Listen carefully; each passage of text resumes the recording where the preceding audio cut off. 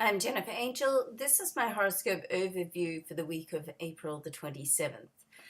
Okay, so first of all, right at the start of the week, we've got Mercury is on the move and it's going to move into one of the signs that it rules, and that's Gemini. The other sign that Mercury rules is Virgo. So it sits very comfortably in Gemini. It's very talkative, um, although it's a little bit gossipy as well. So you want to be careful of sharing details with people that are not your details to share. And even if somebody says, what about that you can tell me, then you can simply say, well, you know what, it's not my story to tell, and that's the truth of the matter. So that's something that I would just, be careful of. But it is very outgoing in this sign that it feels comfortable in with the rules.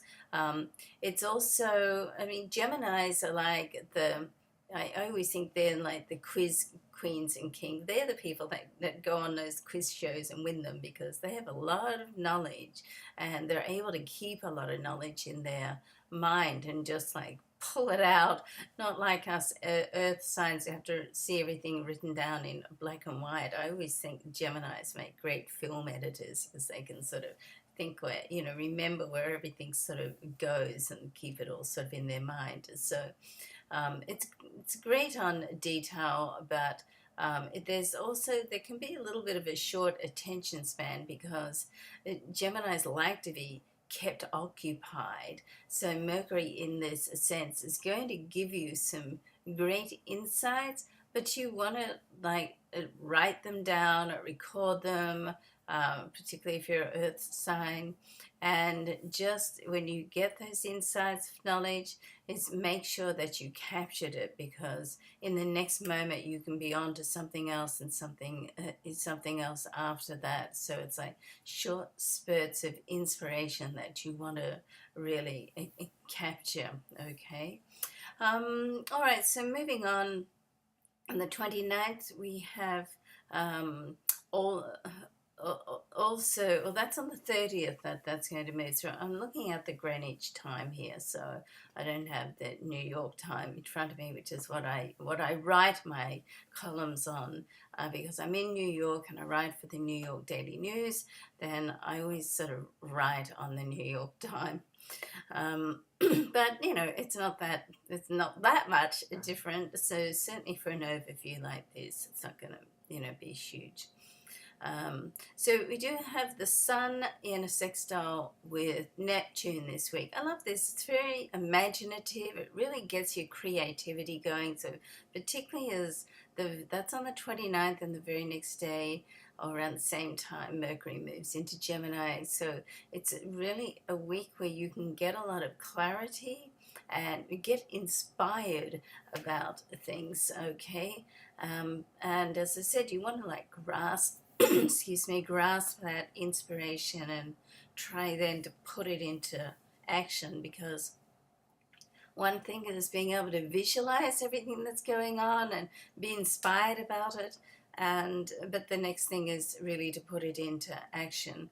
And so also this week we have Mercury in an opposition to Saturn, and that's going to help you do that. It helps you sort of pull back your energy a little bit, be a little bit more cautious, think through what's going on, and excuse me again, this is the first time I've had spoken this morning, so my throat's not clear. I should talk to my puppy dog for a while and just sort of clear my throat, but I'll keep going.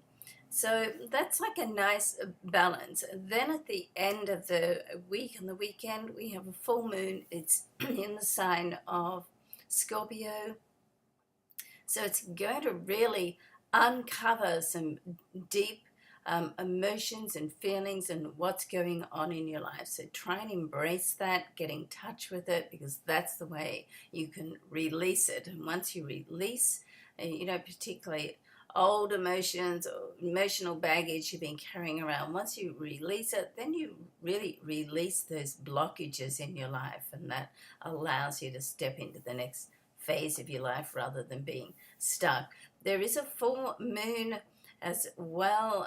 With the full moon, there is a square rather with Jupiter, and Jupiter sits in Leo. So Leo and uh, Scorpio are both fixed signs, so you want to be a little bit careful of digging your heels in. All right, now, of course, if it warrants it, then all very good. But um, uh, you know, not all things in life are worth going into battle for. So you want to sort of pick, you know,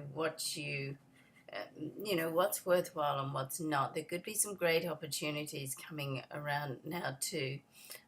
So, you know, choose your battles, choose what you put your time on. It's about priorities, and there's a lot of information, thoughts, and inspired thought going to come through now. So, you want to just like focus your energy so you're more productive, okay? All right, so love and luck to you. I'm going to go through and do the individual reports now. Thanks so much for watching, and it seems like my voice is cleared now. So I'll see you next week, and thanks so much for watching. Bye for now.